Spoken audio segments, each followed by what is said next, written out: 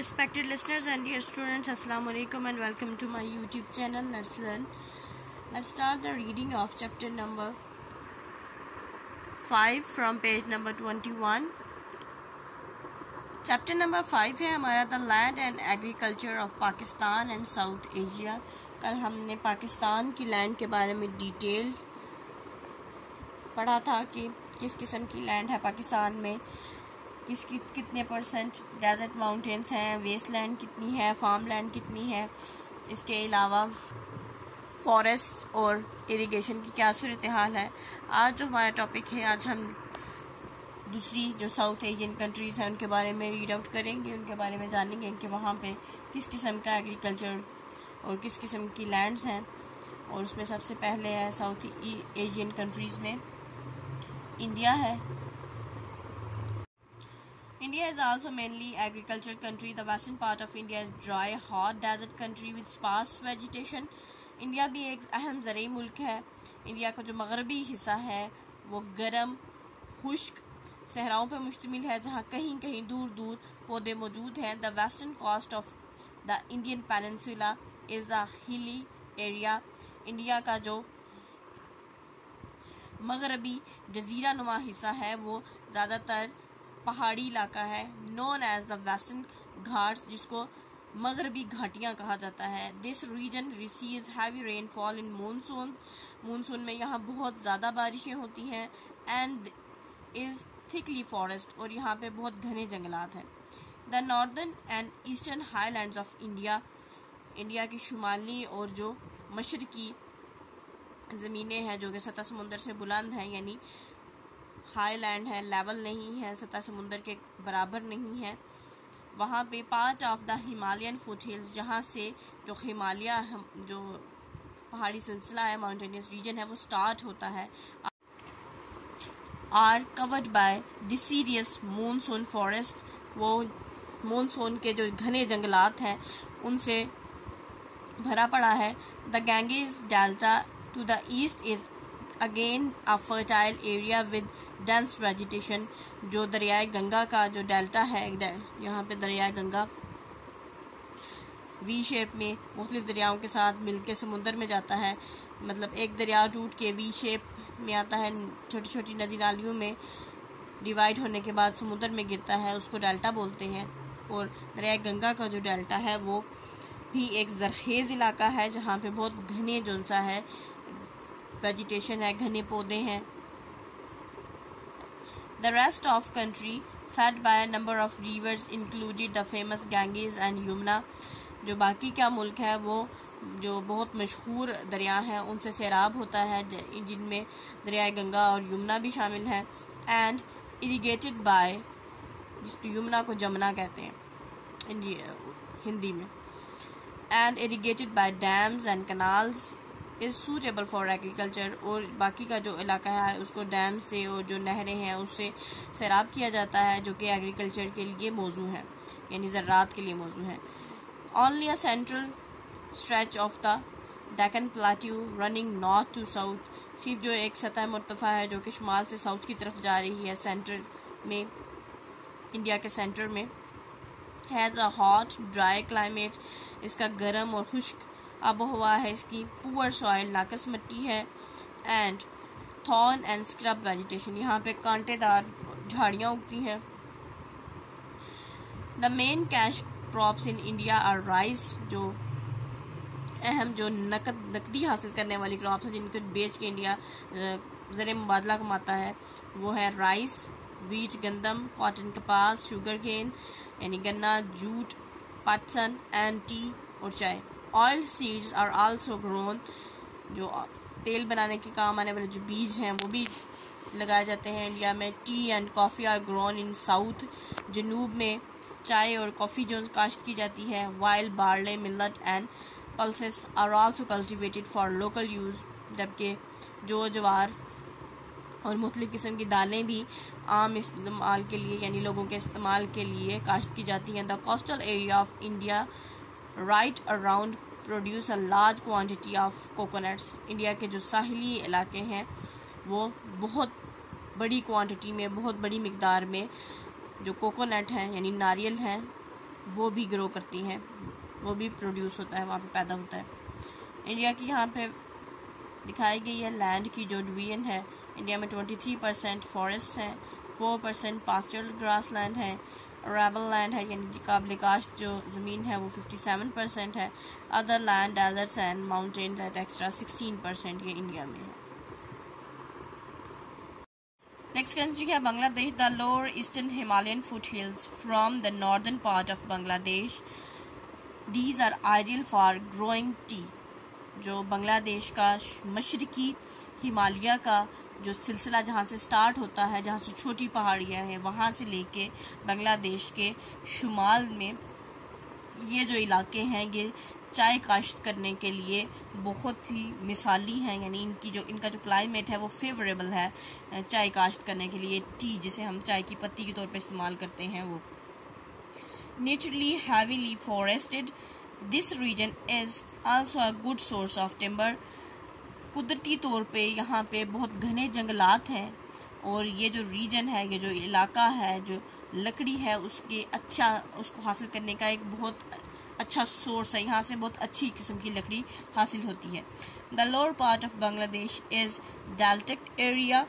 Delta वो area होता है जहाँ पे मुख्तलिफ दरिया जो है छोटी छोटी नदियों में डिवाइड होके समुंदर में गिरते हैं। तो जो बांग्लादेश का जो निचले हिस्सा है, यानी एक तो पहाड़ी सिलसिला हो गया जिसको हम कहेंगे कि थोड़े प्लेन जगह है, वो इलाका ज़्यादातर डेल्टिक है, यानी वहाँ पे मुख्तलिफ दरिया मौजूद हैं जो कि समुद्रों में गिरते हैं।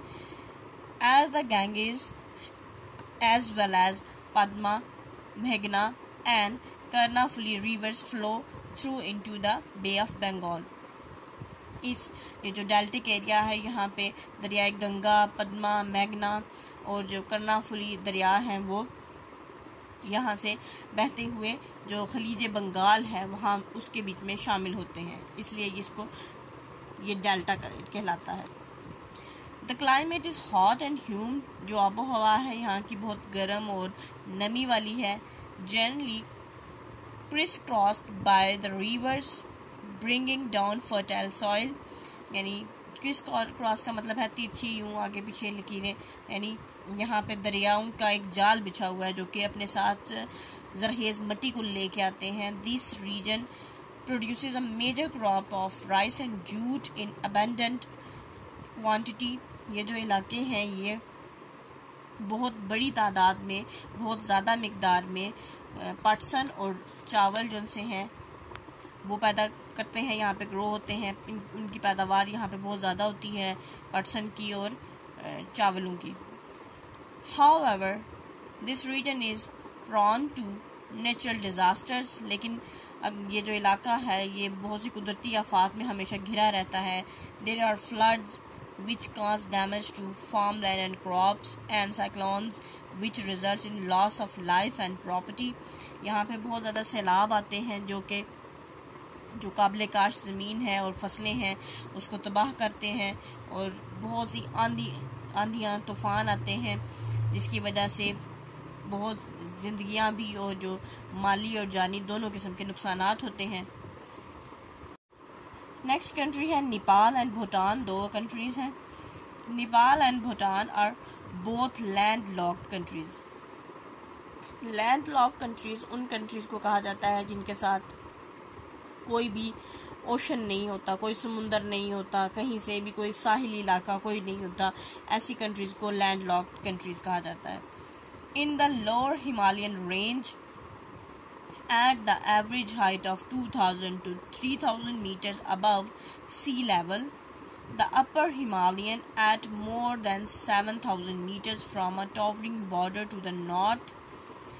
ये जो इलाके हैं इसमें ये लैंड लॉक इलाके हैं जो कि हिमालय की जो निचली पहाड़ियों की जो सिलसिला है, रेंज है, जो कि जिसकी जो हाइट है, जिसकी जो ऊंचाई है तकरीबन 2000 से 3000 मीटर है, सतह समुंदर से जो बुलंद है, क्योंकि हम हमेशा ज़मीन की जो हाइट है वो सतह समुंदर से ही लेते हैं, सी लेवल से लेते हैं। और जो अपर हिमालयन है, हिमालयन एरिया है वो 7000 मीटर की बुलंदी पर है, जो कि आसमानों को छूती हुई बुलंदियां हैं, शुमाल की तरफ बढ़ती जाती हैं। Nepal is home to the world's highest mountain Mount Everest. ये नेपाल जो सा है दुनिया की सबसे ऊंची चोटी का यूँ कह लें कि घर है, वहाँ पे वाक़या है, जिसे माउंट एवरेस्ट कहते हैं, जिसकी जो हाइट है वो 8,848 मीटर्स है, यानी 8,848 मीटर है। And a number of away inspiring peak, और भी बहुत सी हैरान कुन बहुत ही ज़्यादा पीक वाली बहुत ऊंची ऊंची चोटियाँ हैं। This region is popular destinations for mountaineers and tourist. ये जो इलाके हैं यहाँ पे बहुत सारे जो कोहपे माँ हैं और जो सयाह हैं वो इस मुकाम पे आते हैं, यानी उनके लिए ये बहुत पॉपुलर मुकाम है। ये यहाँ पे माउंटेनियरिंग करने के लिए यहाँ पे आते हैं, कोहपे माई करने के लिए और माउंट एवरेस्ट को सर करने के लिए।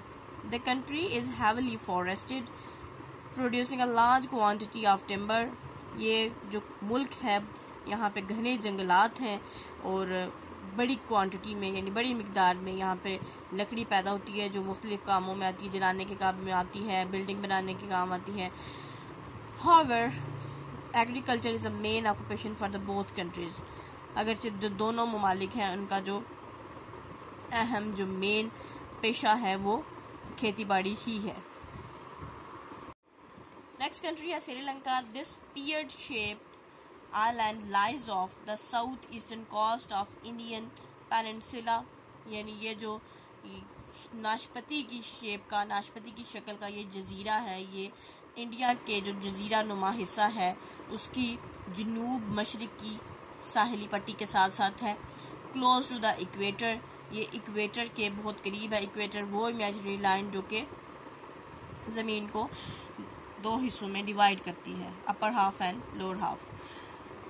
Sri Lanka has a hot humid climate. Equator के पास है, तो हमने ये रीड किया था कि इक्वेटर के आसपास जो मुल्क होते हैं वो गर्म और मरतूब आबोहवा वाले होते हैं। जो बिल्कुल एन उस पर इक्वेटर के ऊपर वाक़ होते हैं वो उनका जो क्लाइमेट है वो ज़्यादा हॉट और ज़्यादा ह्यूमिड होता है, यानी नमी वाला। विद हाई रेनफॉल, जो श्रीलंका है इसकी जो आबो हवा है वो गर्म मरतूब है और यहाँ पे बहुत ज़्यादा बारिशें होती हैं। The land is similar in composition to southern India. ये इसकी जो ज़मीन है बिल्कुल वैसी ही है जैसे कि जनूबी इंडिया की है। Having heavy vegetation and forest, बहुत ज़्यादा यहाँ पे पौधे हैं, घने जंगलात हैं। The lower areas are fertile for agriculture, जो निचले एरियाज़ हैं यानी जिनकी बुलंदी कम है वो एरियाज़ एग्रीकल्चर के लिए बहुत मौजू हैं। वहाँ की ज़मीन बहुत जरहेज़ है ज़राअत के लिए। And the central region is हिली, और जो दरमियानी इलाका है वो पहाड़ियाँ हैं वहाँ पे। Sri Lanka's main cash crop are tea and rubber.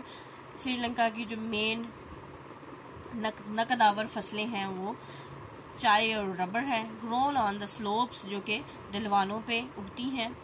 Wild coconuts plantation thrive on the coastal areas, जबकि जो साहिली इलाके हैं वहाँ पे जो कोकोनट हैं यानी नारियल हैं उनकी भरमार है, यानी बहुत ज़्यादा वहाँ पे उगते हैं। Rice is also grown in low lying areas, जो कम ऊंचाई वाले इलाके हैं यानी सतह समुंदर से उनकी ऊंचाई कम है, वहाँ पे चावल भी काश्त किए जाते हैं।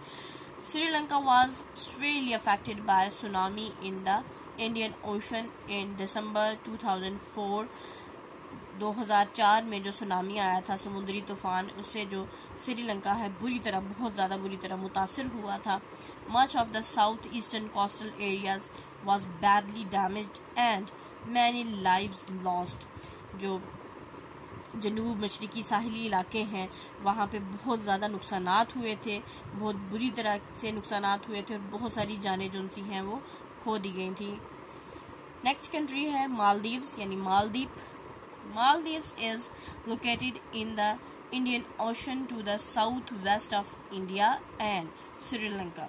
जो मालदीव है वो इंडियन ओशन में वाक़या है, इंडियन ओशन और इंडिया के और श्रीलंका के जनूब मगरबी हिस्से में ये मौजूद है। and comprises about 1200 coral islands spread across the equator.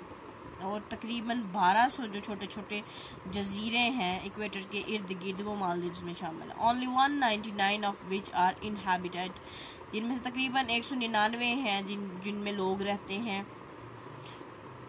It is the smallest independent country in Asia. ये दुनिया एशिया की सबसे छोटा खुद मुख्तार मुल्क है. The capital city is Male, जो इसका दारुल हुकूमत है वो माले है. Maldives is the lowest country in the world with the average height of 1.5 metre. जो मालदीव है वो दुनिया की सबसे निचले कम दर्जे की जो सा है वो मुल्क है, यानी उसकी वो इतनी ज़्यादा ऊंचाई पे वाक़ नहीं है, जहाँ पे एवरेज हाइट जो सी है वो 1.5 मीटर है. Its highest points is only 2.3 metre above the sea level. जो सबसे ऊंचा मुकाम मालदीव में है वो सिर्फ सतह समुद्र से 2.3 मीटर की बुलंदी पर है. The people fear that global warming and rising sea level are sink their country. जो वहाँ के लोग हैं वो इससे खाइफ हैं कि ये जो ग्लोबल वार्मिंग यानी ये जो क्लाइमेट चेंजेस आ रहे हैं, जो दर्जा हरारत बढ़ रहे हैं पूरी दुनिया में, उसकी वजह से जो ज़ाहिर है जब टेम्परेचर बढ़ता है तो ग्लेशियर्स वगैरह पिघलते हैं, क्योंकि ये निचले दर्जे की मुल्क है, यानी ये इतना ऊंचाई पे वाक़ नहीं है मुल्क सी लेवल से. तो जो भी ग्लेशियर वगैरह पिघलेंगे वो सारे पानी हमेशा ढलवान से जो निचली सतह होती है वहाँ पे सफ़र करता है, तो पानी सारा पिघलेगा और इनकी तरफ जाएगा. तो ये खाइफ है इस बात से कि अगर इस तरह से यही सिलसिला जारी रहा तो इनका मुल्क जो सा है वो डूब जाएगा. इसको यहाँ पे स्टॉप करेंगे. Wish you best of luck एंड अल्लाह हाफिज़.